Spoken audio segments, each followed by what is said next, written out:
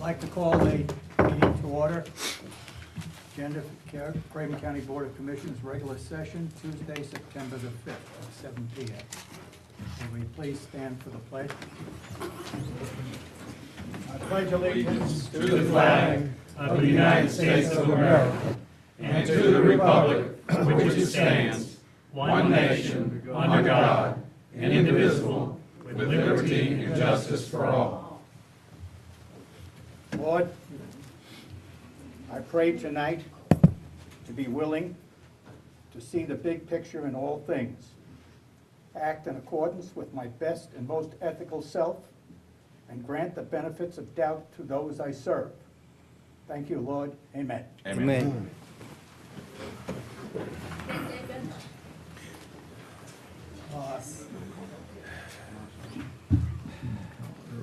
Have a roll call vote, please. Roll call. Commissioner Jones. Here. Commissioner Liner. Here. Commissioner McCabe. Here. Commissioner Sampson. Here. Commissioner Tyson. Here. Vice Chairman Dacey. Here. Chairman Mark. Here. I'd like to take a few minutes for Chairman's privilege. We have a member amongst the commissioners who has served for many years. In fact, I think I let him tell you the number of years, but it's past 20. And he was presented with an award, or he should have been presented with an award, but he was not able to make this meeting that was in Winston-Salem.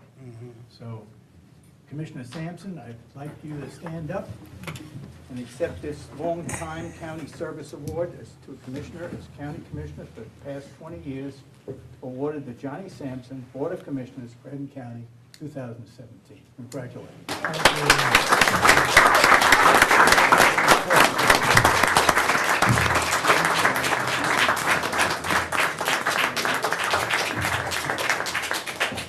I'd just like to say I'm very proud of this award that I was able to serve the community in this capacity for the last 21 years. I'm thankful for my wife who worked hard with me. A lot of times she got like she wants to control me, but I'm the boss. I love this kind with all my heart. I've been here all my life, and I enjoy being here. Don't want to go anywhere else but here. That's why I work so hard to make this one the best county. It's in the whole 100 counties. And not only the 100 counties, but all over the United States and the world. Thank you very much.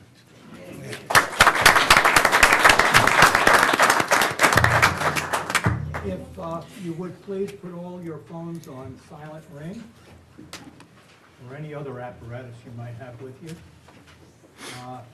There's been a number of things that have been put on the dais here, resolutions and whatever.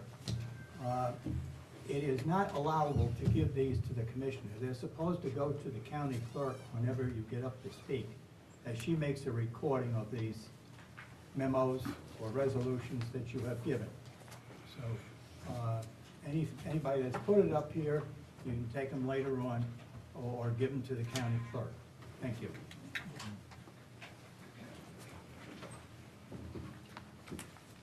All right, you've had the agenda to look over. Are there any additions or recommendations other than what the agenda shows? Move to approve the agenda. Second.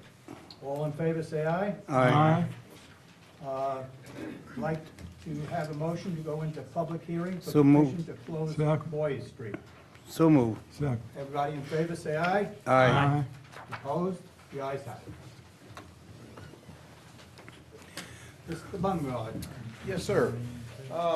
This hearing, the purpose of the hearing tonight is to receive some input regarding the proposed closure for a portion of Bowie Street, which is an unopened public right-of-way in Township 7, extending from US Highway 70 to the property owned by the North Carolina Railroad. Genman Property Management is the current owner of the property along this portion of Bowie Street to be closed, and he has petitioned Craven County to consider the closure of this portion, which is located in the James City area. Per North Carolina general statutes, a public hearing must be held to approve or deny such request. Once the public hearing is closed, in order to move forward with the closure, the commissioners must adopt an order of closure. We worked very closely with the county attorney on this. This was a little different than previous road closures that we've had, based on the number of public notices required and the process of adopting a proposal to close a portion of road. And then once you hold the public hearing, then you would have to adopt this order of closure. We have heard from no one concerning any opposition to this, but again, you are required by law to hold this public hearing. Okay. Is there anyone in the audience? Do we have any? As a matter of fact, Mr. Chairman, we do. Mr. Mark Genero.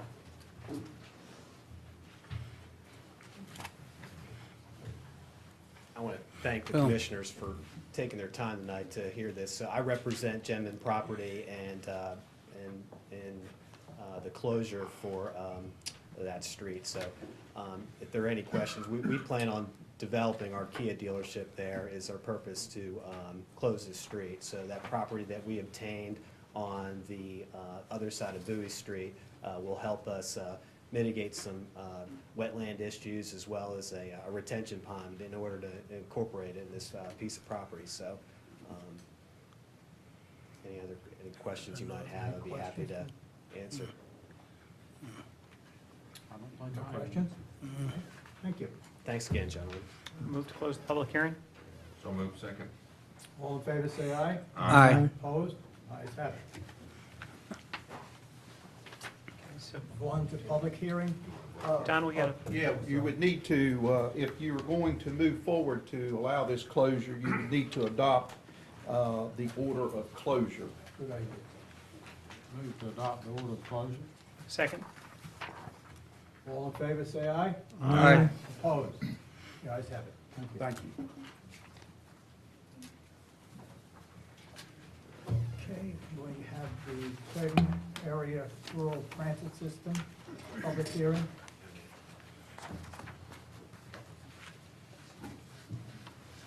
Good evening. Good evening. The Federal Transit Administration, or FTA, requires that all direct and primary recipients document their compliance with Department of Transportation Title VI regulations by submitting a Title VI program to their FTA Regional Civil Rights Officer once every 3 years as otherwise directed. Craven County is a direct recipient of FTA funds.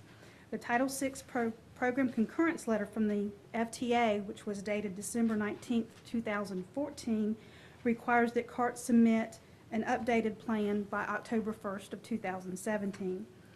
The current Title VI program and the current Limited English Proficiency, or LEP, policy and plan were originally approved by the Board of Commissioners in October of 2014.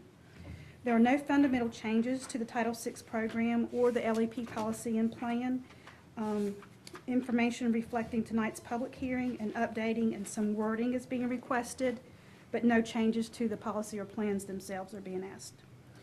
As part of the meeting, the requirement of reviewing and updating the plan every 3 years, CART solicited input regarding these plans from the Transportation Advisory Board, community agencies, and the public via email and by holding one public meeting on August 18th. And then the public hearing tonight is required.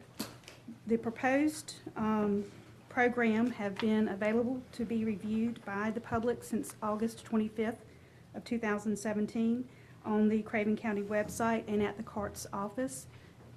And there was a public hearing notice placed in the local newspaper. Okay, we have a motion to the public So moved. Second. hearing. All right, we're now in public hearing.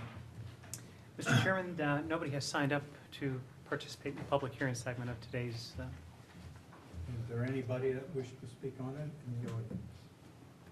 Seeing there's Motion to nobody. go out of public hearing? Second. All in favor, say aye. Aye. Opposed? The ayes have it. Thank you. Could we ask approval to? Right. Motion to approve. Second. All in favor, say aye. Mr. Chairman, are we gonna have any discussion? Yes. Has these funds have already been approved by Congressman Jones and our Congress, is that right? Right, these are the urbanized formula funds that we received, we call 5307. They come from the federal government? And they come from, budget? Okay. right. So this isn't asking for any money. This is just meeting the requirements as being a direct recipient of that money. So if someone had questions or comments on it, they should contact Congressman Jones or Congressman Butterfield if they were in a certain part of the district. correct? In regards to the funding? Yeah, Yes. Mhm. thank you. Any other discussion? We have a motion, second. All those in favor say aye. Aye. Opposed? The ayes have it. Thank you. Thank you.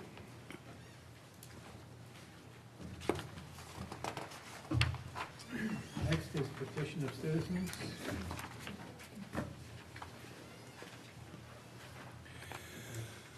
Mr. Chairman, may we have a group of 8 individuals this evening? Okay. So, Pat Shilko? Hello there. Hi. Good 4 minutes.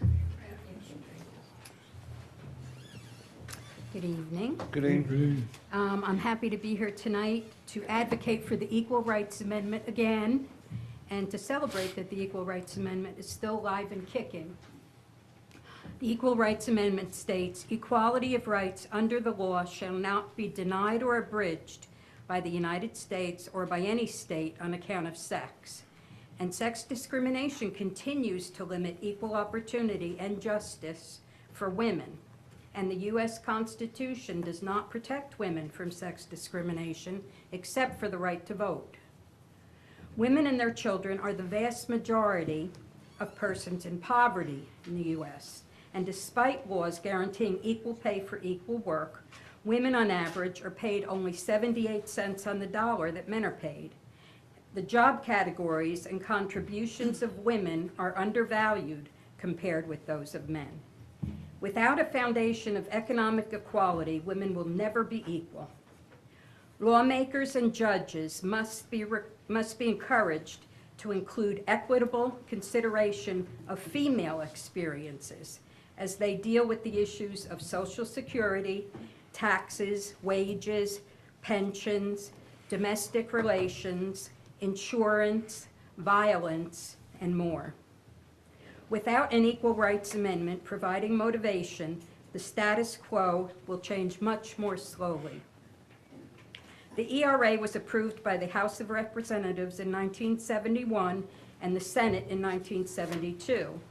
In 1982, the ERA fell 3 states short of ratification within the time deadline set by Congress. However, in 1992, a major development occurred that resurrected the ERA. That year, the Madison Amendment concerning congressional pay raises won ratification after 203 years. The 27th Amendment's incorporation into the Constitution after such a long delay signals the continuing viability of the ERA, especially since mention of a deadline is not included in the text of the ERA amendment. In March of this year, the courageous state of Nevada became the 36th state to ratify the Equal Rights Amendment. In North Carolina, the General Assembly has introduced SB 85 and HB 102 to ratify the ERA, but they languish in the Rules Committee, who have not even held hearings. We request that the Craven County Board of Commissioners pass a resolution of support for the North Carolina ratification of the Equal Rights Amendment, because we believe that when the women of Craven County succeed, the county of Craven succeeds. Thank you. Thank you. Have you presented that to the county clerk? Last month we did, yes. Please present the new one, please. Oh, okay. Where is she? Yeah, she's right there. And we will take this under advisement, and She will research it for us. Thank you. Should I do it now? Yeah. Sandy Wheeler.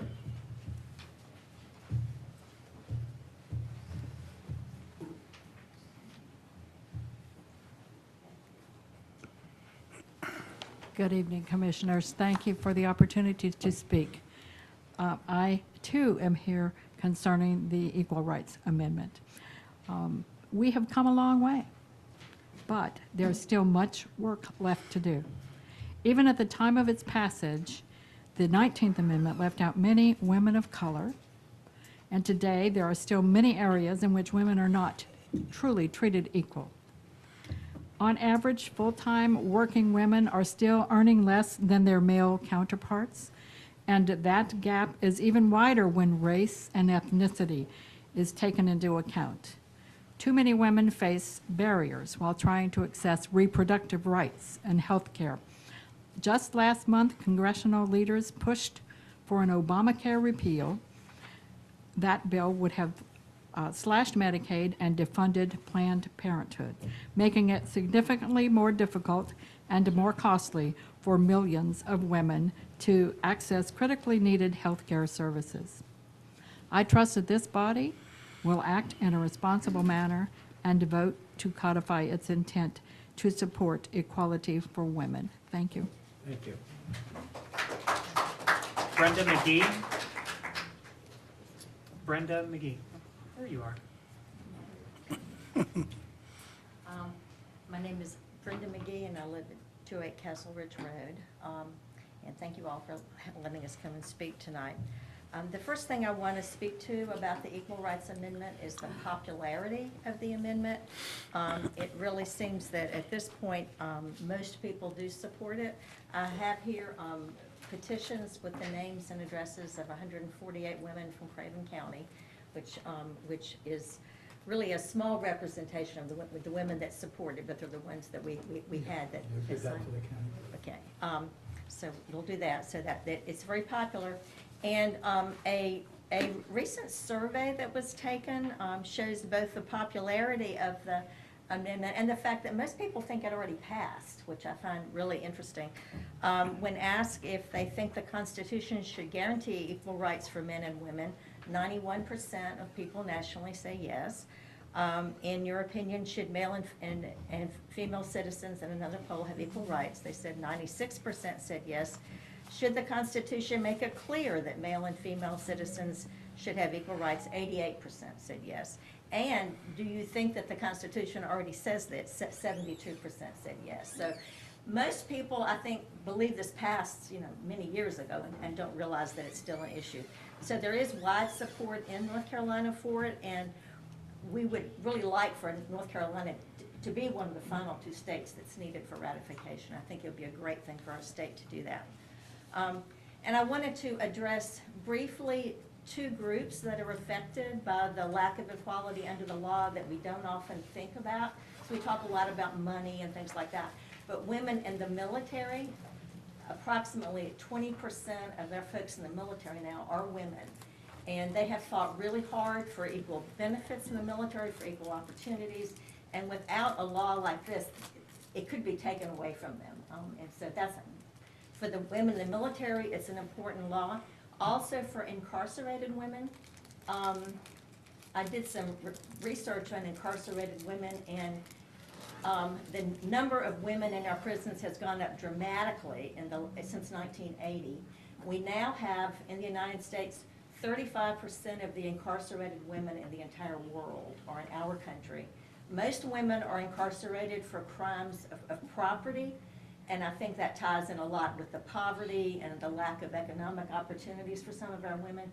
The other thing that I thought was really interesting is that women who are incarcerated for crimes of violence usually have attacked men that they know or men in their families. And there's a big issue with women who are being abused, who are defending themselves or who have a history of abuse and who are anticipating being attacked again. Men more often are viewed as attacking people in self-defense, whereas women, it's viewed very differently in our legal system. So I wanted to point out that 2 of the groups we don't often think about are incarcerated women and our military women. This law is this amendment would be very important to them too.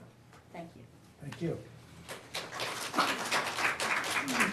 I'll take all of this. I need those, actually. The petitions, I need to give those to another organization, Okay. if that's okay? Thank you. Susan Wong.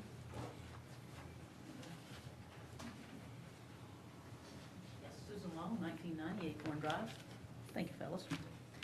Last month, we asked the Craven County Commissioners to support the ERA. This month, we are bringing you facts on why you should support a resolution calling for the ratification of the Equal Rights Amendment.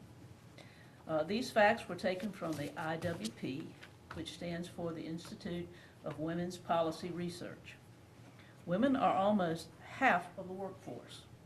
They are the sole or co-breadwinners in half of American families with children. They receive more college and graduate degrees than men. Yet, on average, women continue to earn considerably less than the men. In 2015, female full-time, year-round workers made only 80 cents for every dollar earned by men, a gender wage gap of 20%. Women, on average, earn less than men in nearly every single occupation for which there is significant earnings data for both men and women to calculate an earnings ratio. In middle-skilled occupations, workers in jobs mainly done by women earn only 66% of workers in jobs mainly done by men. IWPR's report on sex and race discrimination in the workplace shows that outright discrimination in pay, hiring, or promotions continues to be a significant feature of working life. IWPR tracks the gender wage gap over time in a series of fact sheets updated twice per year. According to our research, if changes continue at the same slow pace as it has done for the past 50 years, it will take 44 years, or until 2059, for women to finally reach pay parity. For women of color, the rate of change is even slower. Hispanic women will have to wait until 2248, and black women will have to wait until 2124 for equal pay. Persistent pay inequalities can have far-reaching economic consequences. According to a recent regression analysis of federal data by the IWPR, equal pay would cut poverty among working women and their families by more than half and add $513 billion to the national economy. Just this last fact alone should be enough reason to move the ERA forward.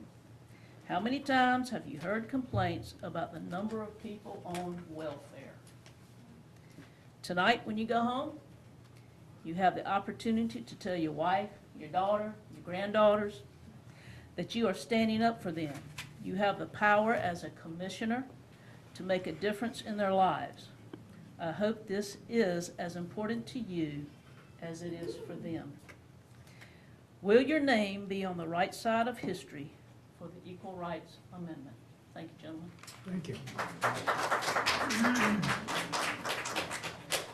Barbara Harrison, please. Good evening, Barbara Harrison, 85 Shoreline Drive, Riverbend, North Carolina. Thank you all for allowing us to speak tonight, and obviously it's a very important issue for us, and we hope that you all take it very seriously because it's very serious to us. It's an important, the resolution is important because this amendment's very important because the only right granted to women specifically under the Constitution is the right to vote. The right to vote, and that is all.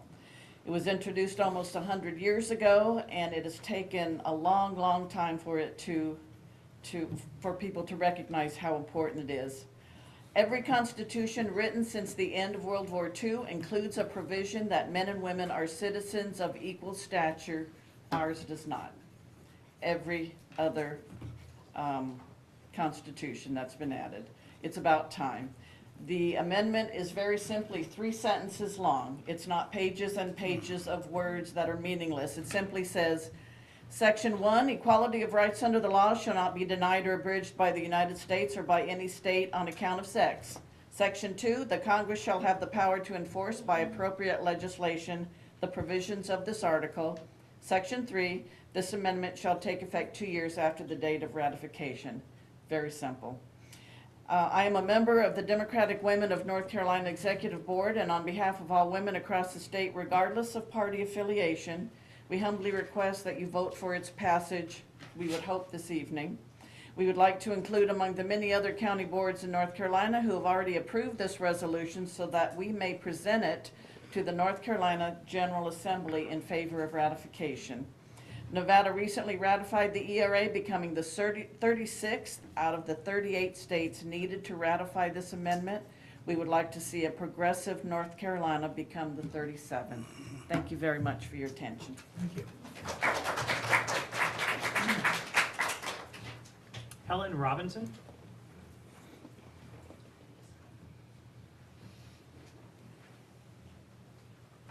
Hi, thanks for allowing me this privilege. My name is Helen Robinson. I live at 1906 Cayenne Court here in New Bern. I'm here tonight on behalf of my granddaughters. And I'm also here on behalf of all the little girls and women in the United States that don't have a grandmother to stand up for them. In my opinion, gentlemen, it's past time for Americans to provide female citizens equal protection under the law. Some people have suggested that the 14th Amendment, passed in 1868, is all that women have ever needed. History doesn't back this up. After the 14th Amendment was passed, it took more than another 50 years for women to be given even the right to vote.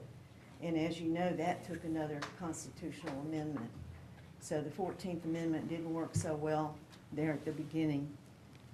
As it stands today, the Constitution of the United States still does not explicitly protect women from discrimination, except for the right to vote.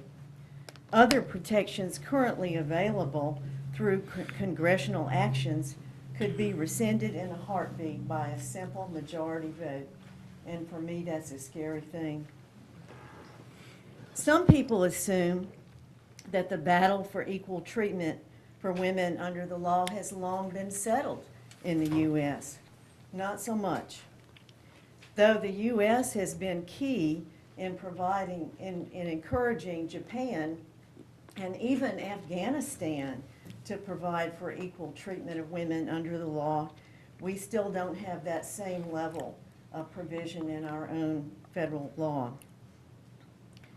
By the way, this is not some outlandish, crazy left-wing scheme. Even the states of Tennessee and Texas have already voted to ratify the ERA. Even Tennessee and Texas. And as you heard earlier, over 90% of all Americans believe that the Constitution should explicitly defend the rights of women under law. It is now possible for our county to help correct this oversight. And it's also possible for the good state of North Carolina to become one of the last 2 states needed to vote for ratification. Some of you gentlemen serving on our county commission have daughters. Some of you have granddaughters. I beg you to think about the kind of future that you want for them. Let's work together to take the next steps to pass the ERA. Thank you for your time. Ray Griffin? Well, I hate to hear that because these people fit right in my church because all my men folks are henpecked. So they fit right in my church. Ray Griffin, but it's vitally important that we know the truth, believe the truth, tell the truth, and lives must be controlled by truth and integrity. We must wrap our arms around the truth to seek freedom. Our nation was founded on its truth. We are free to choose as we wish, but we are not free to choose the consequences of this choice. It's time we grow up. We are in a crisis of monumental preparation. We cannot be a part of today's society and not be affected of what's going on. We should be a growing Christian. America's first line of defense has not been the military, but God himself. But we have politely told God, with the aid of the ACLU and other organizations, that we can handle these things ourselves. What a mess we've created. Preamble states, we the people of the state of North Carolina, grateful to the Almighty God, the sovereign ruler of nations, for the preservation of the American Union and the existence of our civil, political, and religious liberties, and acknowledge our dependence upon him for the continuance of those blessings to our prosperity. Our nation today has been shaken to its very knees by the threat of war, drugs, violence, and men murdering men, and not only abortion, but killing brothers and sisters. When things are unsure and there is bad news all around, I'm glad to know that the sure word of God stands firm. We need to trust in God. We've tried everything else. We passed gun laws, had to stop the killing. We passed drug laws, but it had to stop the overdosing. We passed drinking and driving laws, but it had to stop the one from getting that 10 a.m. high on Sunday mornings in the streets and killing himself or someone else. A wealthy gentleman one day came out of a store, reached down and picked up a couple of pennies off the ground. Someone looked at him and said, "Why are you picking up those pennies?" He said, "I don't need the pennies, but it's the message on the penny that I need. In God we trust." What I was asking tonight is, just over here we cannot hardly see it. Put "In God we trust" or something in the front and move that plaque over here, because we are in a crisis and we need God more than we ever have. It would not hurt if you guys would stand on the word of God. Put "In God we trust" right here, or put another plaque over here, because they cannot see it. I've had a lot of people say we have "In God we trust" here, and nobody even knows we got it. And it wouldn't hurt if you guys could stand up and say, "Hey, we trust in God." All of you profess Christianity, as far as I know. The unwearing purpose of the world is to take you from God by squeezing you, molding you, conforming you to an ungodly and destructive lifestyle. That's what this world is saying. In God we trust, I believe, will help each and every one of you. I believe that they will look at you and say, "Hey, we've got a commissioner board that relies on God." They can see it every time you open it. They go on the internet or wherever. The world system is warped and has set forth a mindset of people without God in his word. And I say education without God makes man a clever devil. In Pennsylvania, they took down a 10 Commandments monument out of the school. The churches got together and printed 1,500 Ten Commandments and put them on cards and boards and put them all throughout the city. Now that's what we need to do here. We need to print up some signs, put "In God we trust," put them all throughout the city. We need to change things and turn things around. Brother Sampson and all these can tell you about the prison system. I've been in there for 20-some years now. It's full every day. We help that one we can, and we tell them "In God we trust." If they can see something what we're doing, they can see "In God," and you the one that present this, you can help someone and change their life. And I'm saying we need to, well, those sayings, when it's all said and done, there's more said than done.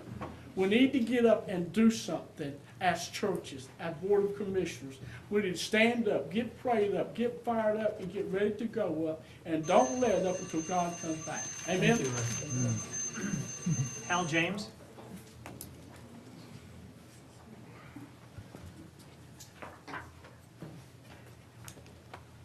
I'm Hal James. I live at 305 Calico Drive in Craven County.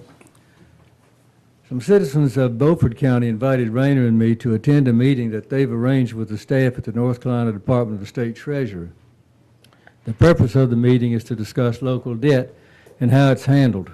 This is a citizen's inquiry. However, I was asked if I had any public comments from the Craven County Board of Commissioners that address local debt. The meeting is scheduled for September the 13th, so if you'd like for me to relay any comments from the board, please let me know what they are. The citizens group believes that non-voted debt is a legislative issue that needs to be revisited.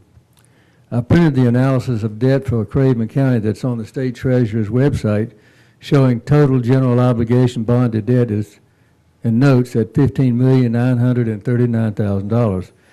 enterprise debt at $3,280,126, and other installment purchase debt at $34,478,225. Total general obligation bond debt authorized and unissued at $50,408,225. If current figures differ significantly, I would like to know that before the meeting. Thank you. Mr. Chairman, I made enough copies for each of you all and for the county commissioner. I think you'd like for me to give them to the clerk. Clerk, please.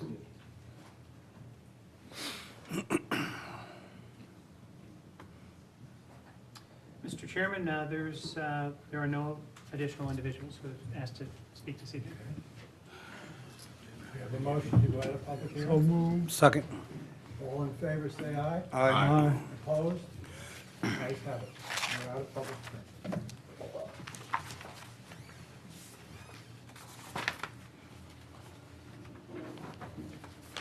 Next on the agenda is the consent agenda, which will consist of the minutes of August 21st subdivision for approval, tax releases and refunds, request to set public hearing for CDBG Disaster Recovery Fund.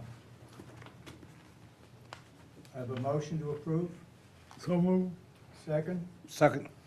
Roll call, please. Mr. Chairman, I'd like Yes. to ask a few questions. Didn't really say in here, where does this money come from? Is this state money? This money coming from the state The government? CDBG money? Yes. Don, do Is you it all have? state? It's federal money Federal, that came to the state of North Carolina, and they're making it available to the people that were affected by Hurricane Matthew. Okay, so if you, I guess if you have comment or questions, you should contact Congressman Jones. Mr. Chairman, Yes. if we don't do anything but accept this. We're only holding that money sent to us. Thank you, Mr. Chairman. Okay. Roll call? Commissioner Jones? Yes. Commissioner Liner? Yes. Commissioner McCabe? Yes. Commissioner Sampson? Yes. Commissioner Tyson? Yes. Vice Chairman Dacy? Yes. Chairman Mark? Yes. Thank you. Airport matters, Andrew Shorter, Director. Good evening, Mr. Chairman, Commissioners. Here with some good news. About this time every year, we get our grants from the FAA. As most of you probably remember, we are entitled to anywhere from $1.1 to $1.3 million a year based on the number of enplanements we have. That's the scorecard that the FAA uses, so they count the people going out. Of course, we generally have that many people coming in as well, but that's the figure that they use. But the good part about this year, our entitlement, we've almost doubled that. So this year, we're going to be accepting, or would like to accept, have the paperwork for approval to accept $2.6 million and change on that. The different part of that this year is the grants are coming in two different lump sums. The first one, which we already have the grant paperwork for your acceptance and then ultimate approval, signature, is for the planning portion of these projects we have this year. And that planning portion will be the second part of our airport master plan update that we're doing. It'll encompass the drawings and also the 18B survey for the airport, which will be good information going forward that we'll be able to put that into the GIS, so we'll have good positions for all the facilities on the airport. The second portion, the tricky part of this, it's in a draft format. So I think the thing that we're trying to do here is to get the approval for it, and then for you, Mr. Chairman, to be able to sign it when it comes in. Because this has to be returned, this first one has to be returned by the 7th of this month, is why we're getting it signed tonight. But then the one that's in the draft form, that we should be in receipt of the smooth copy here in the next week or so, has to be returned to the FAA by September 15th in order for that to be good. So let me just go over the figures here so we know exactly what we're talking about. The first grant, which we have the all the appropriate paperwork for tonight, is for $363,969. And again, that's for the second part of the airport master plan update. The next grant that we don't have the smooth paperwork for yet is for $2,308,797. And those three projects under that include the runway obstruction removal, and that's on airport property trees, basically. It's a safety issue with aircraft flying over the trees. And then the next part is the taxiway E&B pavement rehab and drainage improvement. So we have two taxiways on the airport right now that are in need of pavement rehabilitation in order to maintain the quality that the FAA prefers to have on airports. Airports, we can't afford to have potholes, as you might imagine, in our pavement surfaces. And then the last part of that is for perimeter security fence relocation for $189,000 of that. This fence is right now in the, it's called a runway safety area. It's been there for about 13 years, but the FAA has finally decided that we need to go ahead and move that out of the runway safety area. So they've provided the money to do that. So once again, half of that total is entitlement that the airport gets based off its employments. And then the other half, which is the good news, is discretionary money that's been afforded us to do some of these other projects. So, you know, kind of from my military training, success breeds on success. We had some good luck with state funding earlier this year with some grants, and now we're, on our federal side, we're having these grants as well, which will total about $8 million in the next 12 to 16, 18 months. That amount is almost double to what we had in the 10 years preceding total. So once again, this airport master plan, we're getting a lot of good data out of that. We're able to use that for our story moving forward with the FAA and then both on the State Division of Aviation side as well. So I'll take any questions. I have a question. Okay. Are these funds coming from the federal government and the state government? These tonight's are from the federal government. I have a question, Chair. Their funds, are they going to help the extended parking lot for the rental cars? Is that part of the project? That's something that we're looking at in the master plan. The portion of this is to draw those, but we haven't had any, we haven't gotten to the, what we call the analysis of alternatives for that plan. But that is one thing that we are looking at in that airport master plan is the limitation of the parking, the ready return parking for the rental Right. cars. Because I've been having some complaints myself that go rent a car, people can't rent a park. Yes, sir. To rent a car. And not to let the cat out of the bag, because this is the main thing that we're looking at in the master plan update, but it's flip-flopping the employee parking lot side with the rental car parking Right. side. It's about double the size on the employee side, and then we'll use the, what used to be the rental car side for some employee parking and potentially a new firefighting safety building in that location. That's probably a couple more years down the road. We need to finish this master plan update. You know, we'll have an open house on that, get the public's input on that, and then move forward in the next few years. Okay, thank you. Let's take a motion on the first authorized acceptance of the first grant. Mr. Chairman, I'll second. Okay. And now discussion. Commissioner Lacy, did you have a question? no, Okay. This first grant is coming from the FAA, and it's all federal grant money coming to the airport for the project that you've got mentioned in here, okay? Yes, sir. Okay, and so the money from the FAA comes from where?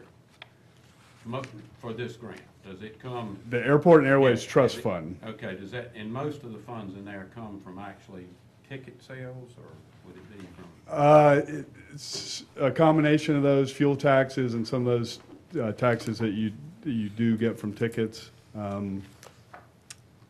And of course, Congress authorizes that budget every year, which of course we're coming up on this FAA reauthorization right now. But once again, the piece we get is part entitlement and discretionary out of that fund. And we also, that requires a 10% match from local match. And the airport being a commercial entity that we run, we have our own funds and we're make that match. Okay. But it's federal funds, the county's not supporting this part of this grant right here, and it's coming from Congress. Congressman Jones is our representative. If we have further questions, we could call his office. Yes, sir. Okay, thank you. Any other discussion? No, nothing. You say, not any of this money is coming from the county? No, sir. Well, Mr. Shorter, it's not as though that there, I think what you said was that there is a 10% match that does have to come out of the airport itself, but that comes out of either our parking fees that are generated or the fees that are generated from any of the other activities that we've got that go on inside the airport that reside in the county. So there is a small part of local money, but those are all things that are generated by the services provided at the airport itself. But what I'm saying is, this is a part of the county money because the county owns the airport. Yes, sir. Long way around. We have a second? We have a motion? I had a Motion and second. I think I already said Yeah, it. okay. So we have a motion and a second. All in favor, say aye. Aye. Opposed? The ayes have it. Now let's go on to the second one. Mr. Chairman, I would move approval of the second authorization to accept the grant and sign the agreement when received. However, I'd like to make certain that the attorney has reviewed that agreement because, of course, we have it just in draft form today. I don't have a problem with you signing off on it, obviously, but I would like to make certain the council has reviewed it. Mr. Dacey, I definitely will, because I have to sign it also with you. Okay. We have a motion. Do I have a second on this? Second. Any more discussion? Again, Mr. Chairman, I hate to be redundant, but I just want everybody to be clear in the audience that this is money coming from the federal government via the FAA. Yes, sir. Correct?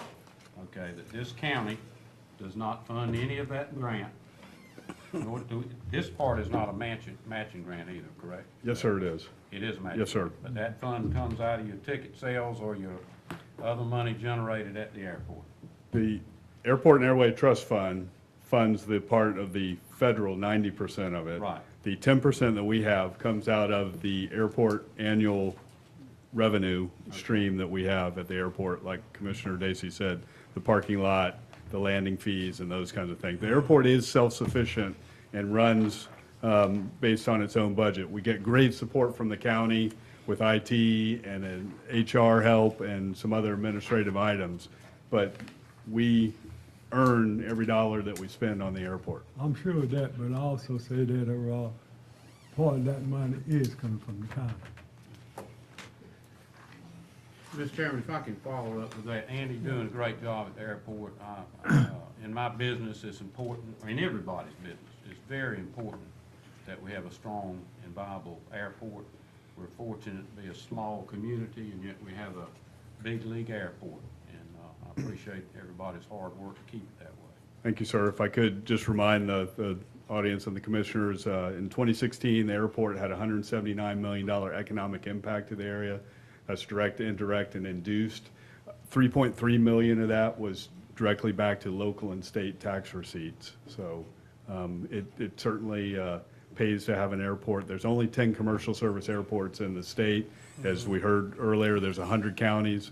So we are, I like to say, we punch above our weight level to some degree with that. I'm agreeable. We have a nice airport. Thank you, sir. Mr. Chairman, yes, thank you. And Mr. Shorter, as he pointed out, we are accepting additional monies here. This will, by accepting these funds, it will increase the size of our budget by about $1.5 million over what we had anticipated at the beginning of this year.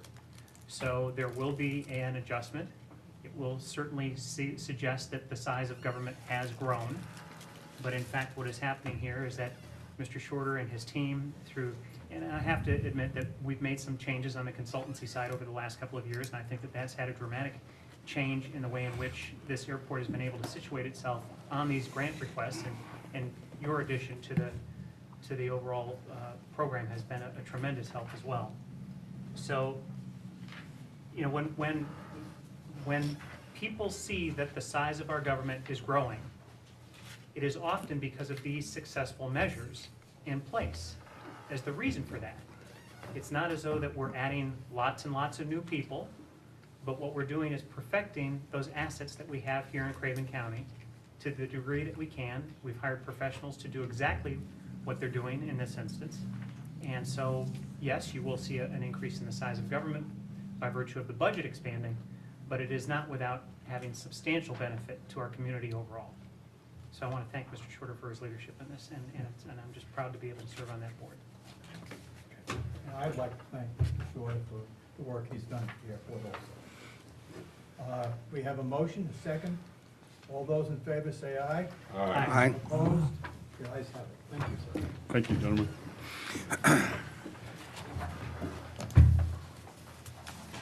Next on the agenda is appointments pending, current, upcoming. Appointments to be effective immediately unless otherwise specified. Adult Home Advisory Committee. We had a problem with this committee in that we had a number of members who resigned due to, we have one facility that has a bed bug problem, and they refuse to go into that facility. There had been said that there were other facilities. Those were isolated cases. I attended a meeting with the members of this committee on Tuesday, a week ago, and Angela Pridgett spoke to them at the meeting, and as a summary of our meeting, we discussed the future of Craven County Adult Care, CAC, as well as the partnership of the Ombudsman Program and DSS. It was agreed upon by Tanya Davis, Adult Home Specialist Supervisor, and the new Adult Home Specialist for Craven DSS will provide an in-service training on their role and responsibilities in monitoring adult care homes. The training will serve as a quarterly meeting and will be held on September 11th at 9 a.m. in the third floor conference room of ECC. CAC members are asked to email me any specific questions that we would like DSS to address. I will compile the questions and send them to Tanya Davis with specific questions that we would like DSS to address. I will What has happened here is, out of the members that resigned, 3 are returning because of this meeting, and 1 more is considering returning. So that will bring us back up to about 6 people. But I just want to let everybody know that the unit that where the bed bugs were found is being handled by DSS and the state. It's being taken care of. And any of the other areas were isolated instances, which I was assured of, so that at this point, the people that were members on that committee understand everything that they were told by the ECC people, and they are willing to come back based on those facts that they will not have to go to that other facility any longer. So I think that was, that, by the way, that meeting was arranged through Vice Chairman Dacey and the Director of ECC, and a telephone conversation with myself, and then I attending this meeting. So I think it was a success, as far as I'm concerned, with the Adult Care Committee. Mr. Chairman, if I may ask a question. Yes.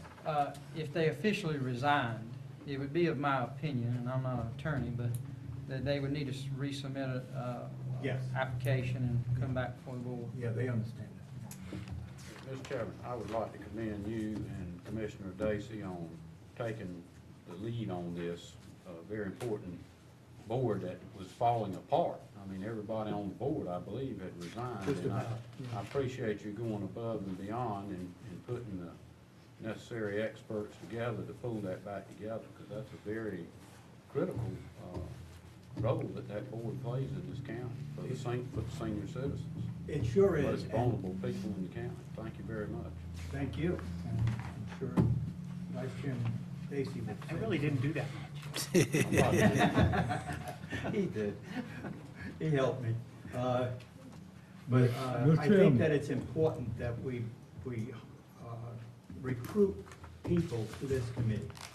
These people are in the adult care homes. They enjoy these visits. It helps the state run these so that there is no problem with any of the citizens that are living in these adult care homes.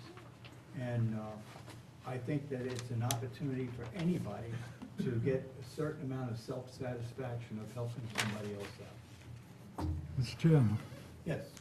I'd like to say I'm thankful that this issue did come up because I have been talking about the way these homes are ran in this county and how the senior citizens, how a lot of them be suffering in these homes. Sometimes it could be because of lack of staff, cutting back, and I find this happens quite a bit when you cut back. I've been out to the home after after 1 o'clock, and some of the patients was not still out of the bed because they hadn't been changed. So this gave me an idea that they didn't have enough help around there, or somebody wasn't doing the job. But most time when I go there, it look like people's busy. And I think we should encourage our citizens and other people, even the families of these people, to go to see their mothers and fathers, or cousins, or whoever they are, to make sure that they get the right type of treatment. I go out there quite often, and it seems like a lot of these people is not getting the right care. I can go and see some people still in the bed. I see some people even in the wheelchairs and about to fall out the wheelchair. So I like to encourage the public to really go out, even if they're not your mother or father, or not even in your family. Go out and necessarily check on these people sometime. And they're glad to see anybody because there's so few people go out there and visit them. And I think they deserve a nice place to go in their old age. And I always say I might be out there one day. Maybe I might be old enough to go to Reckon. But I'm hoping that somebody will come see me. I'll come see you, John. Thank you.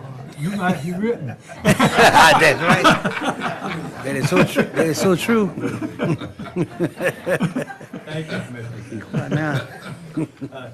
Just to clear something up, there is an adult care home and there's also a nursing home division, so there's two separate committees. Havelock Planning Board. Mr. Chairman, I'm still working at it. I haven't got anybody that wants to serve on that from the ETJ, so I'm still working. Juvenile Crime Prevention Council, I see we have a candidate here, Eileen Levy, is that? Anybody responsible for this application? No? On the juvenile prevention. Well, I would appoint this person to that committee. So we'll appoint Eileen.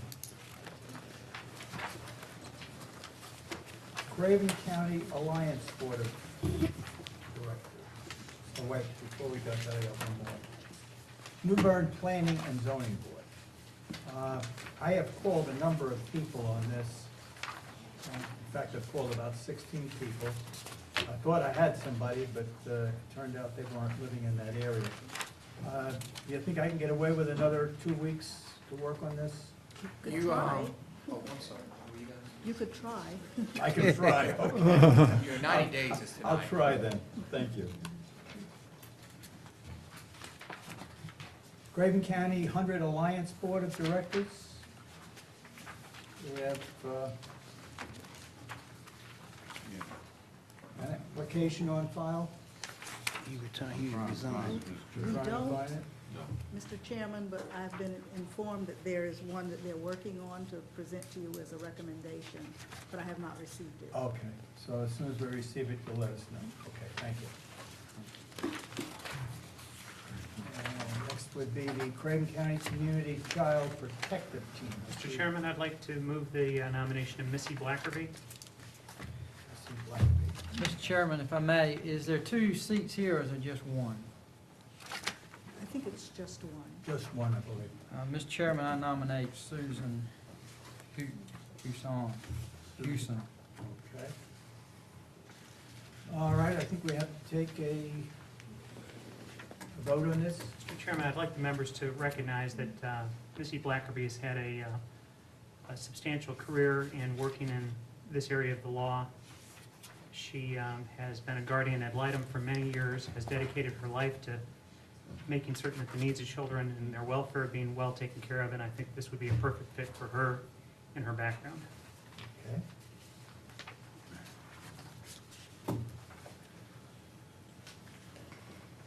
Okay. Commissioner Jones, Susan Houston. Commissioner Liner, Missy. Commissioner McCabe, Susan. Commissioner Sampson, Susan. Commissioner Tyson, Ms. Blackley. Vice Chairman Daisy, Ms. Blackerby? Chairman Mark. Ms. Blackerby.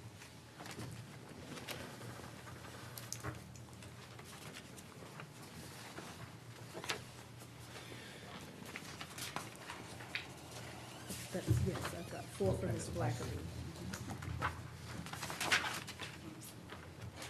Volunteer board, let's see.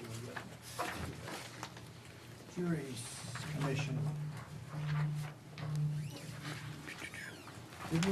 Did we have something on that? Yes, I Yes. left a letter there from the clerk of court that came this morning. Mr. Chairman, I nominate Mr. James Muse. James Hughes. Okay. Okay, other ones? Appointed by acclamation. Nursing Home Advisory Committee, Linda Lilly, appointed in 2011. I would reappoint Linda Lilly. Any others? Linda Lilly by acclamation. Agriculture Advisory Committee, there's a Larry Paul, appointed in 2014. Mr. Chairman, I ask that Mr. Paul be reappointed. Okay, reappointed by acclamation.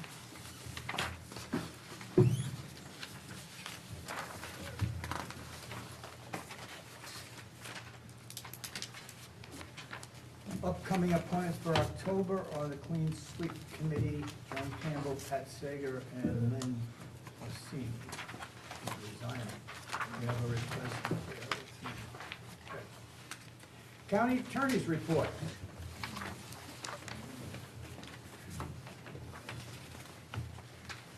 Good evening, Commissioners. Good evening. 2 matters for you tonight. The first is we received an initial offer for the property located at 1114 William Street, which we jointly own with the City of New Bern through a tax foreclosure. The offer is an amount of $1,500. Would the board decide to sell that property, it will go outside for upset bids, be advertised accordingly, and we'll come back to you after that process is complete. Depending upon the outcome, though, of the upset bid process, the county would receive approximately $1,300 of that $1,500. And it's for your consideration. Okay. Motion, So move. second. Second. All in favor, say aye. Aye. Opposed? The ayes have it. The second matter involves the demolition of structures located at 606 White Street in the city of New Bern. This is property that is currently owned by the city and county together. The county's ownership interest is approximately 70 to 75% based upon the amount of taxes that were due at foreclosure. The city is going to move forward with a condemnation and demolish the buildings on the structure. It's estimated to cost about $14,000. The city has done this before and has historically asked if the county would like to share in the cost pro rata of that demolition or just simply transfer its ownership interest to the city of New Bern. And considering the tax value is $4,000, and our cost would be about $11,000 for the demolition, normally the board has agreed to donate its interest to the city of New Bern, so it'll be responsible for the entire cost. Have a motion? So moved. Second? Second. City can have it. All those in favor say aye. Aye. Opposed? The ayes have it. Mr. Chairman, that's all I have.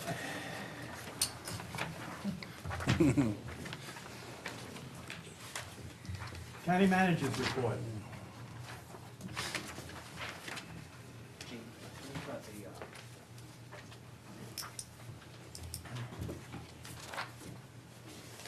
hope you guys are doing great tonight. Had a couple things I wanted to share with you. First of all, there's some flyers here tonight about our Connect with Craven event on October the 10th from 4 to 7:30 p.m. at the New Bern Riverfront Convention Center. This is a preview of sort of what we're looking to do. We're going to have a really neat event there. We're going to have the whole convention center filled up with different county departments and affiliates, and we're going to be telling the public about what we do. So we're excited about that. Dennis, we do have a website linked to cravencounty.com. And let's see if Dennis can get to it. It's there under What's New. And as of now, it has our flyer.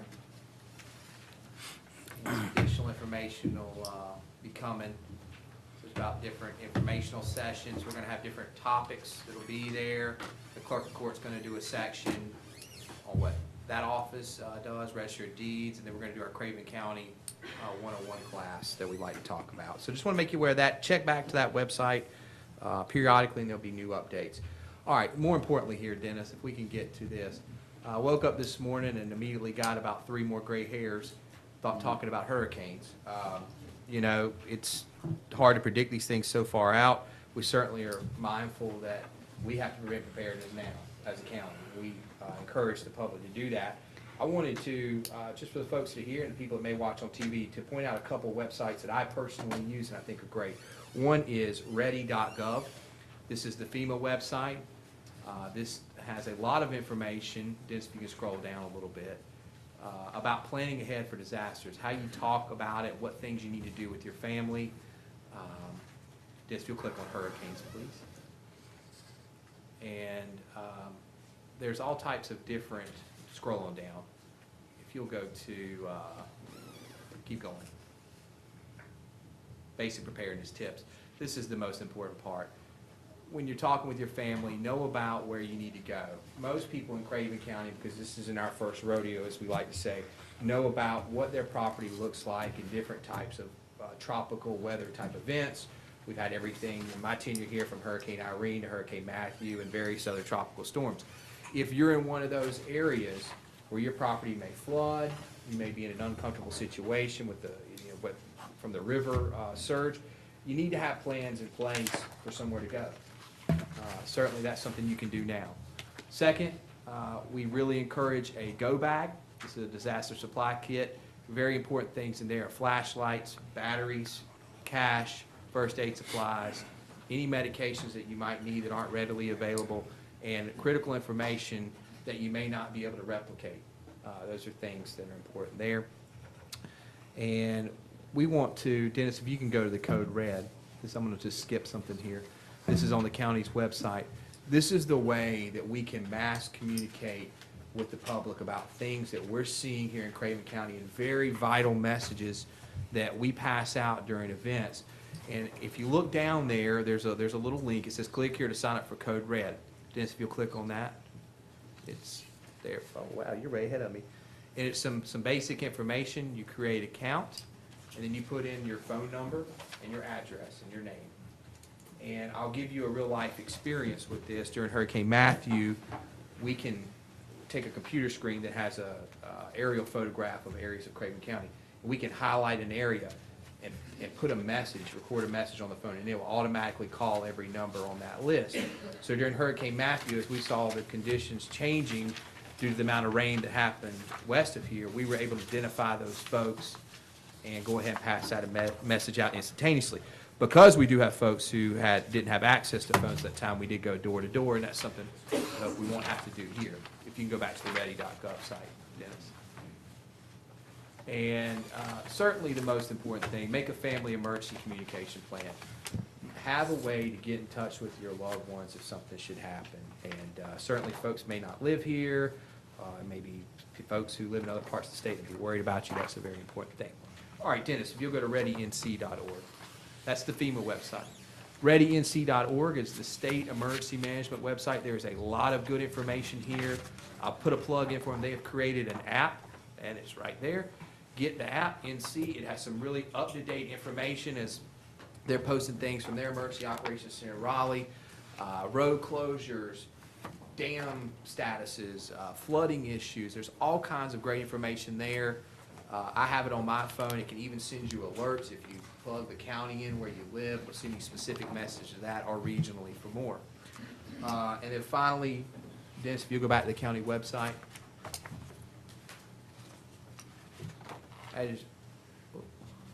Just go back to the main page. Just to make the commissioners aware, as we're dealing with the type of event, everything's gonna change in about 2 weeks because we're completely due our page. But for right now, as we think that where it says the Craven County Board of Commissioners meeting will be held Tuesday, we put the most up-to-date information right on the main page for things that are going on in Craven County and things that we need to get out to the citizens. So we have the code red, we have our county website, and we're doing our press releases in the media. So I want to make the board aware that as a county staff, we're beginning to take a look at these things. We're constantly updating our plans.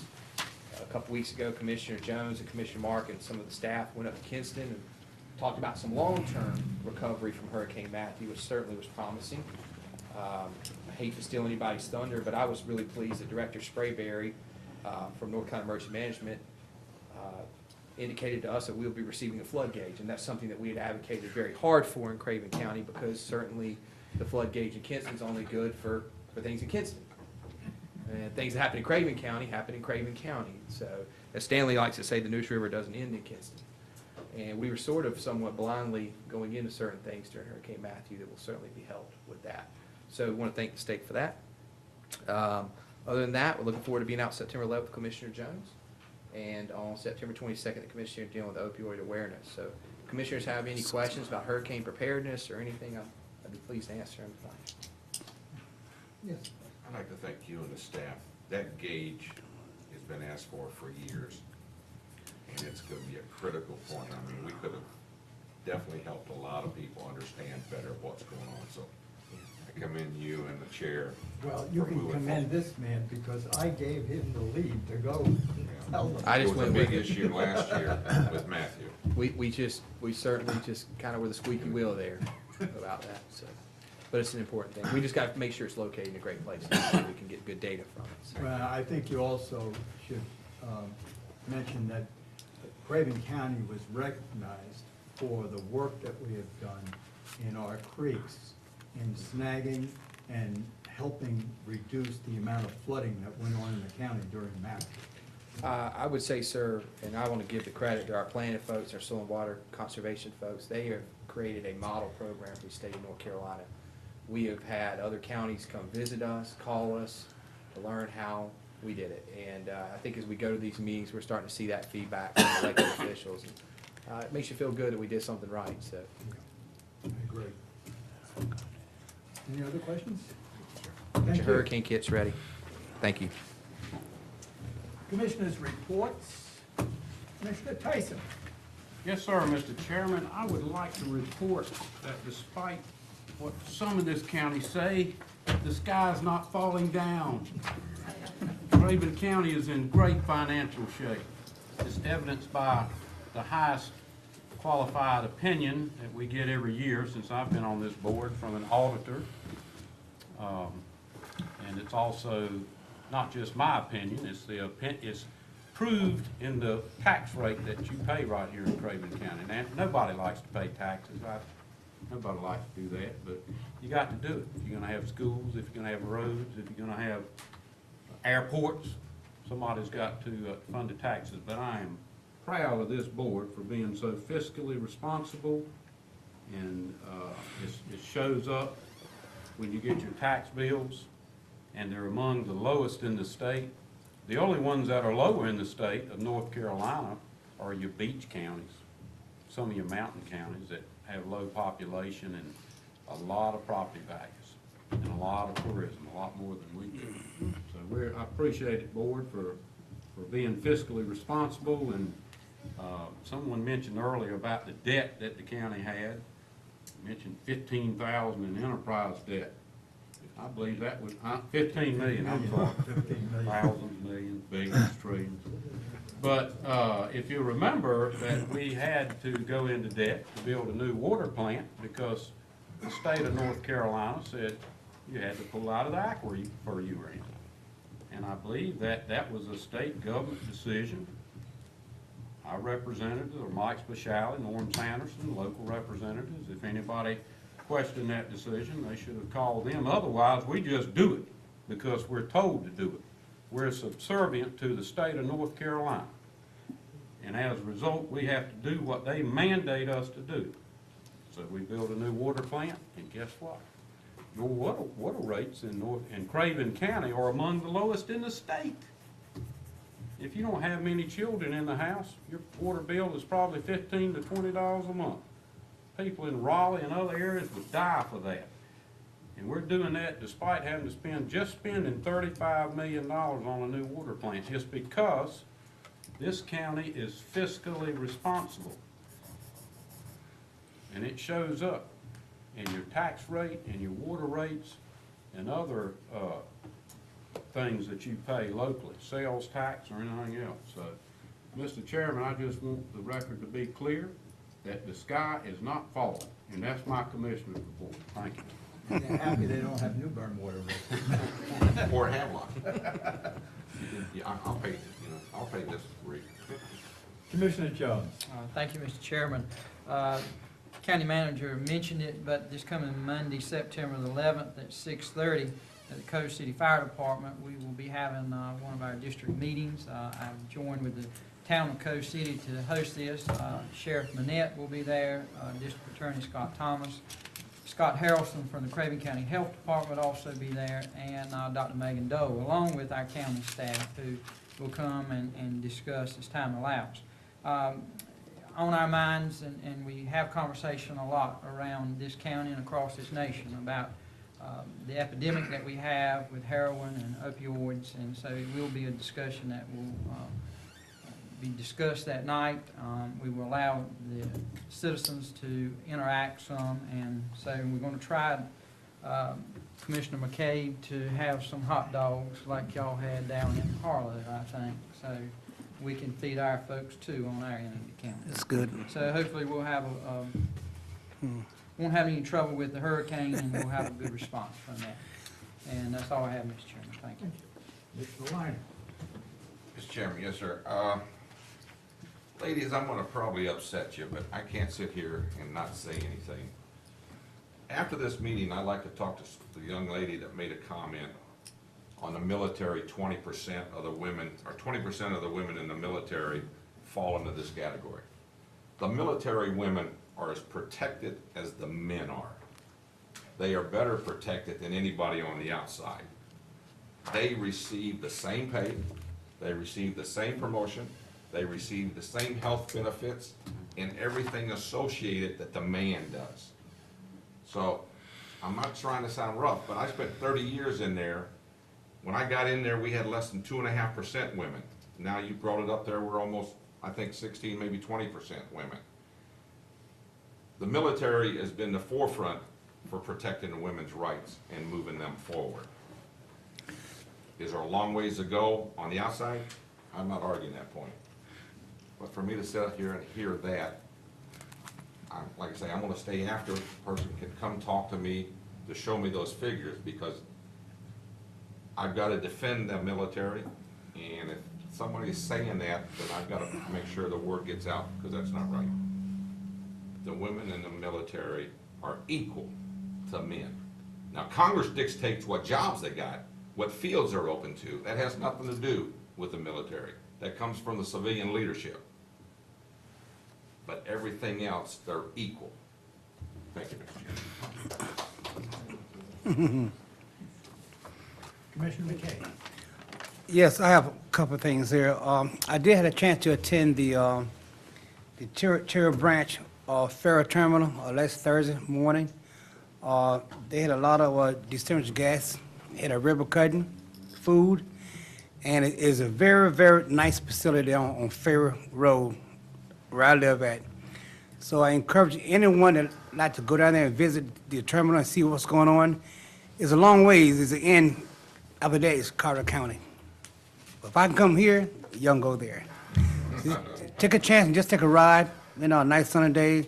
Ride through the Hollow area and see what's going on. Or take a chance and take the ferry across to Pamlico County and come back. It's a nice view. You see the birds coming over you. but it's nice. Don't go if it's rough or very foggy, but other than that, take a chance and take a ride, and I might see you go by and just wave at you, okay? And another thing here, this storm out here in Harvey Storm in Texas had tremendous did a hard thing on the people there. And we are tremendously blessed in North Carolina, in Craven County. We have to stop hating one another, talking about one another, and trying to pray to God and put God in first. And don't worry about a whole lot of material things, because you pass it, the none of them going with you. I don't care if you're a millionaire, the most beautiful man in the world, woman, you still gonna go to the same gate I'm going through. The poorest man and the rich man gotta go the same way. It don't matter. So we need to honor ourselves and do good to ourselves and respect our fellow men and our women and our senior citizens. Look up to them. And now you got another storm, Irma, 185 miles an hour wind almost. It just might hit North Carolina, New Bern. If it hit New Bern, y'all gonna start crying. I wish I had did this, I wish I done that, but then it's too late. Pray now while you have a chance, and pray to God, because he's number one in your life. And also, I had a chance to go to the Rams football game of the night, and it was a pretty good game, and it started raining at halftime, and they told everybody to leave because it started lightning, and I thought the game was over. So I went home, come back, they had finished the game, and we lost. I think one of the reasons why we lost because one of my colleagues didn't show up, tell me he wasn't going to come. That's George Lana. So he wasn't going to make it. So if George Lana had made it, we would have won that third game. But George, I don't know what to say about you. Thank you, sir. But maybe next time we'll win, but hopefully we won't lose one of the whole year. And like I say, y'all, start praying for one another. Doesn't matter what you got. Boy, you ain't got nothing but your heart. All you got is heart. That shirt you got on, that tie ain't yours. You don't want nothing. So take heed and start praying to God and yourself and try treating people right, no matter what you got. Thank you. Amen. Commissioner Sampson. I'd like to say, we're still having problems in our different communities. All of us have about, in different families, I imagine most of us have about the same problem with drugs. We're talking about different kinds of drugs, but drugs are drugs. And they're really destroying our country. And working together, I'm so sure that we can solve this problem that we have. But we got to work together. I can imagine that it's in just about every family in this country, or in any other country. It's not just my problem, my family problem, it's all our problem. I think this reentry is a foundation that we can work on and make things better, give people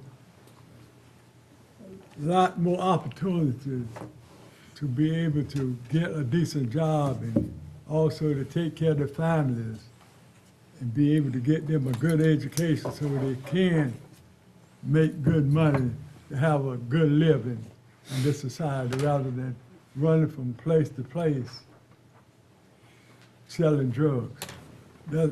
I tell people all the time, it's harder looking for a job than going to work on a job. Because I've been out there unemployed, and I know how hard it is run from place to place trying to find a job. And I had some experience. I wouldn't say I had the best of experience looking for a job and being qualified for a job, but I had some experience being qualified for a job. But they were just hard to come by. But working together, we can make this reentry best for everyone who want to do better. And I believe within myself that at least 90% of our citizens want to do better. Now, we always gonna have a few that don't want to do better. But I say 90% will want to do better if they had a chance. And with this reentry, we have most of the citizens in the different organizations in Craven County have decided that they want to work together to make this happen. Anytime you get the city and the county, the community colleges, all the different type of organizations that's in the county, working together to help people, because if we don't help them, we're gonna have to pay for them. So if we help them, then they can pay some taxes. And I believe this is gonna be one of the biggest organizations in any county, in the 100 counties, because we had a lot of people that's been working together to make this happen. I heard people in Cleveland talking about their programs up there, but they were way behind us. And I know they got more money than we have up there, but they didn't have the expertise and didn't have working together that we have. So I'm just proud of that reentry program. And I'm looking for big things with that reentry program. And we're gonna have people talking to people to let people know about this program. That won't nobody have the opportunity to say they didn't know nothing about it. So it's gonna be real advertising. Another thing, I see where our gas is easing up. I don't think it's easing up, it's flying up. And I passed by the fill station today, I believe it was $2.38 a gallon. So that's it's going up over $1 in the last month. And they say it was gonna start coming back down, but I haven't seen the prices come down yet, but we need some help on that gas. I know when I pulled up the filling station, they had to pull $50 out there, and the gas tank don't get full. I know it's hurting.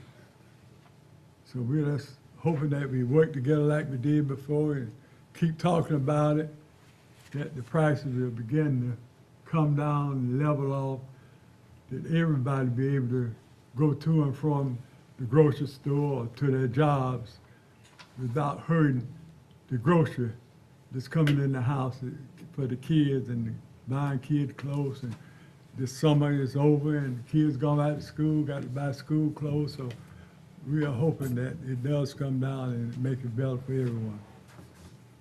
And one more thing, I would talk about the storm preparation. Now, I've seen some bad storms myself right here in Craven County. I have awakened in the morning time with water in the bedroom. And then everything was floating in the house. So I had to walk out and walk to a high level ground. Had boats all up in the community picking people up. The water was so high over there in Dufferfield. Downtown, I remember when they had their beer plant washed overboard and they had beer floating all over the city. People downtown in pickup trucks picking up beer out of the street. So it's tough when you have these storms. I know when they had the first storm in Louisiana, we had people to move here in Craven County. And they didn't have nowhere else to go. And they couldn't pay the rent, and they couldn't buy the food. And my wife and I and the organization got together and we contacted some businessmen, and I can name one right offhand who really gave quite a bit of money. Two, I can name two. There's two lawyers, Lawyer Stubbs and also Lawyer Kellum. I know they gave big donation to help these people that were without help in our community. And I really appreciate it. I know more people than that gave, but I can just remember them right offhand because they was in the lead. And so these people finally got a chance after, I believe it was about a year and a half before they was able to move back home. I imagine these people out now don't tell when they'll move back home. But it's a bad feeling. At least I was out probably when we had the storm in New Bern, I was probably out of my place maybe 6 months. So that wasn't so bad because I did have some other places I could go.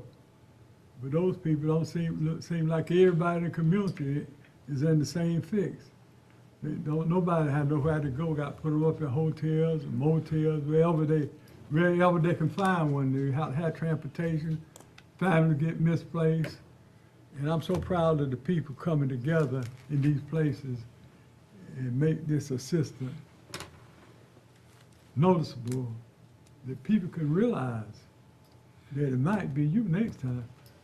You don't never know when it's going to hit. And we'll just keep praying, and people keep getting closer and closer together. I think Craven County has come closer together. And I'm hoping that we'll reach that point that we can feel each other care. Everybody feel each other care, no matter what color you are, what nationality, where you come from, or who you are. And when I see this, I hope I see it before I die. Because I probably got about 25 more years here, so I'm hoping it happen in 25 years. Hope So you have we're it too. just praying and hoping that we can continue to come together and not spread apart anymore. Thanks, that's all I have.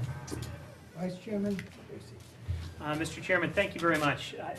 Commissioner Sampson, you talk about the love that we have in our community, and you are absolutely correct. We've got a couple of things that have been going on here for a little while, unfortunate things that we're having to deal with. This opiate abuse, these deaths that we're seeing in our community are overwhelming. But on Thursday night of last week, the Craven County Hope organization pulled together a candlelight vigil down at Union Point, and it was just a beautiful, touching evening. An opportunity for those families that have lost so much in our community to get together to reflect on one another's loss and how we can move forward together as a community. As many of you know, I lost my sister just a couple of years ago to an overdose. And these are tough times for these families that are going through lots and lots of pain. Now, none of us want to have to deal with that, but there are wonderful organizations, and this event that we're going to have here on the 22nd is going to be an opportunity for all the folks within law enforcement, within the caregiver community, within government, to come together to really understand what sorts of things we have available to us, what families have available to them. I would encourage people to go onto my website at scottdacey.com, and on that I've taken the help sheet that is available that lists all the different agencies that we've got within our community, that if you're in need, you have the opportunity to go to reach out for help, to get immediate support. And Commissioner Sampson, nobody is alone in this community. We've got great help. Another one of those opportunities is going to be on September 16th. The Vision Clinic is going to be held at Garber Church at 4202 Country Club Drive from 8 a.m. until 5 p.m. on Saturday the 16th. Any individual that needs vision assistance is going to be able to show up. They're going to have a doctor that's going to be there. They're going to be able to see an individual with experience that can help them in getting them fixed up, not just with a diagnosis, but also with glasses if necessary. And I believe a lot of that is going to be free of charge. On August 23rd, I was able to have a town hall meeting in River Bend. I think this one went exceptionally well. We actually had some people show up, which is somewhat of a change. But we had a room full. And one of the things I'd like to bring to the staff's attention is, there's that Highway 17 bypass, and that thing runs about 6 miles long, and there are no cut-throughs. So if there's an accident in one location of that, it really hampers the ability for folks to be able to turn around, and God forbid if there's an emergency, there's no way to get from one side of that road to the other. And I'm hopeful that maybe I can work with the staff to get something like that addressed. And then on the 24th, we had the Southeast Regional Partnership that met in Elizabethtown. I've never been to Elizabethtown before. It's about 2.5 hours away from here. Nice little community. But we had the Southeast Regional Partnership that got together, and I'll just be brief here, but as it turns out, we are lacking in product availability. So I guess that means that there aren't that many available buildings in eastern North Carolina for commercial use. Many of the current projects that are being talked about are in brownfields, so that we don't have any finished buildings that are ready for industrial application. The most desirable projects will have rail and natural gas access to them, and I'm told that the best sizes are between 40,000 and 70,000 square feet, and then between 120,000 and 200,000 square feet. Workforce issues remain a problem throughout eastern North Carolina. The number one issue seems to be the quality of the workforce. North Carolina is its number one issue for prospective employers is quality of workforce. The Work Keys program, which we developed here in Craven County a few years ago, I don't know if we've heard much about that lately, but it is valued, and along with any other demonstrated workforce development program, is seen as the chief development tool. We don't have people that make products. If you don't have people that make products, you don't have a business that's going to be willing to come here. So you got to have the ability that can actually, the folks that can make the products. Does the community college system really address the needs of Tier 1 and Tier 2 communities? And the answer appears to be that the training needs to begin in 10th and 12th grades, not just at the community college level. High school kids need to have more skill options available to them. Evidently, Lenoir County's community college has recently started a manufacturing academy, including a drug and workforce program. It should be something that maybe we take a look at. High schools need to have STEM programs. Of course, we're doing that here in Craven County, and we're going to be fortunate enough to have an expansion for the community college coming on down at Havelock in not too long. And then, of course, communities need to demonstrate innovation in their area of workforce development. That is the number one attraction for employment, is whether or not we can have our workforce development programs demonstrate innovation. So I've presented this information over to Timothy, and hopefully he's going to be able to make some decent use of it. But that's my report for this evening, Mr. Chairman. Thank you. Thank you.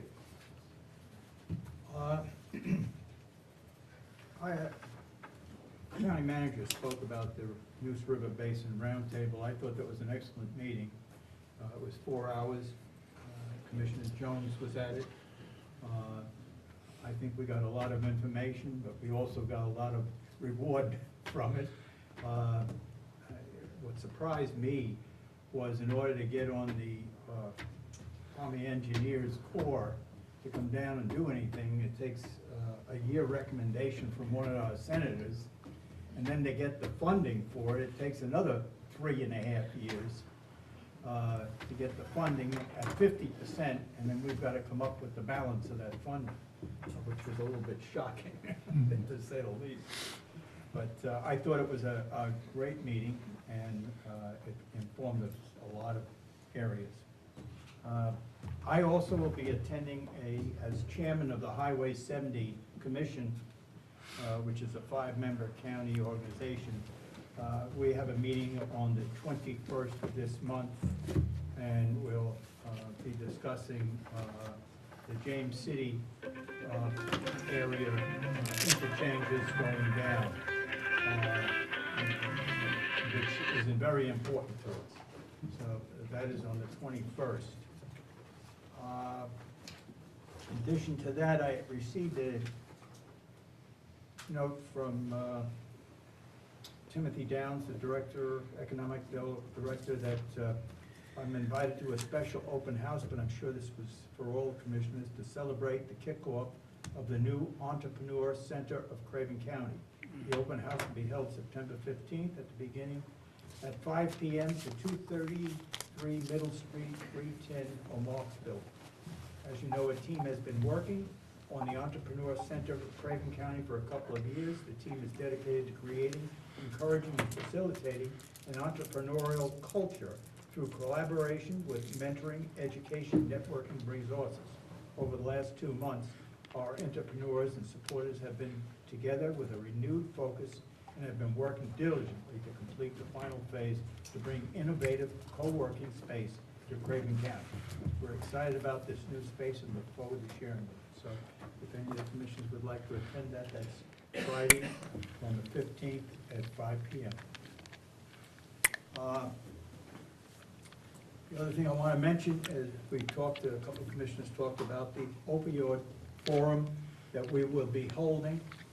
I think that at this point, Craven County has an epidemic of these heroin and these pills. And this forum, the purpose of this forum, is so that we don't have a crisis. And we're going to have a meeting that will be from 8:30 in the morning till 12:30. We've invited all of the elected officials in the municipalities, all of our social service and health department people, our law enforcement people, sheriff's department, New Bern, the SBLI people. I think 140 letters went out, is that correct? So that hopefully we will have a jump start on heading this epidemic off, that in another year or two, we won't have a crisis like we've had in other counties. So I'm looking forward to that. And with that, Mr. Chairman, I have one more thing. I forgot. And Is that what was- the call was all about? Yes. Yes, that's what it's all about. Go ahead, Mr. Johnny. What I intend to say was that as I was looking at the television over in Texas, I thought about what we had done when we had to storm down Vanceburg. And I was so proud of our staff, and I was kind of imagine how they had it set up that people didn't have to go to different places to get the service they needed, but it would look like it was stop and shop. Anything we needed was in that building. You could just circle that building and get all the information, and if you wanted to put in for FEMA was there. All the organization that was needed was in that building.